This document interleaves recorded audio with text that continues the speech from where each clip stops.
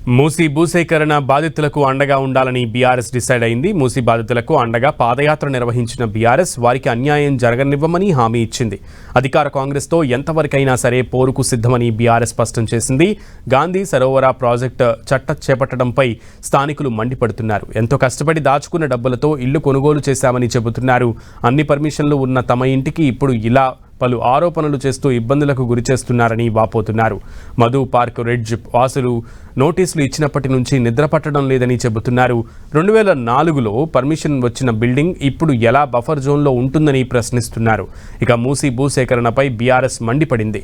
బాధితులకు అండగా కేటీఆర్ ఆధ్వర్యంలో మూసీ పరివాహక ప్రాంతాల్లో పాదయాత్ర నిర్వహించింది బీఆర్ఎస్. క్షేత్రస్థాయిలో బాధితులను అడిగి వివరాలు తెలుసుకున్నారు కేటీఆర్. రాష్ట్ర ప్రభుత్వం చేస్తున్న ప్రజా వ్యతిరేక పనులపై తమ పోరాటం చేస్తామని కేటీఆర్ అన్నారు. అభివృద్ధికి ఎవరు వ్యతిరేకం కాదన్న కేటీఆర్ ప్రజల బతుకులకు ఇబ్బందులు కలిగించే చర్యలను ప్రభుత్వం తీసుకొచ్చినప్పుడు తాము వారి పక్షాన నిలబడతామన్నారు. ఖమ్మంతో పాటు అనేక ప్రాంతాల్లో పేదల ఇళ్లను రాష్ట్ర ప్రభుత్వం కూలుస్తుందని, అందరూ ఐక్యంగా లేకపోతే చాలామంది ఇబ్బందులు పడాల్సి వస్తుందని సూచించారు.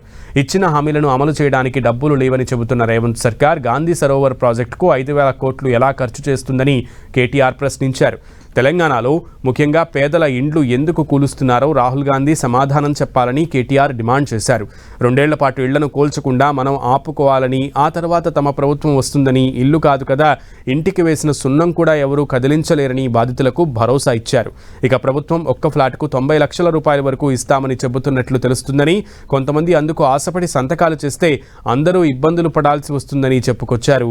అపార్ట్మెంట్ వాసులంతా ఐక్యంగా ఉంటే తాము ఎంతవరకైనా పోరాడతామని, పూర్తి న్యాయ సహాయం చేసేందుకు సిద్ధంగా ఉన్నామని కేటీఆర్ చెప్పారు. నా పేరు సుధా.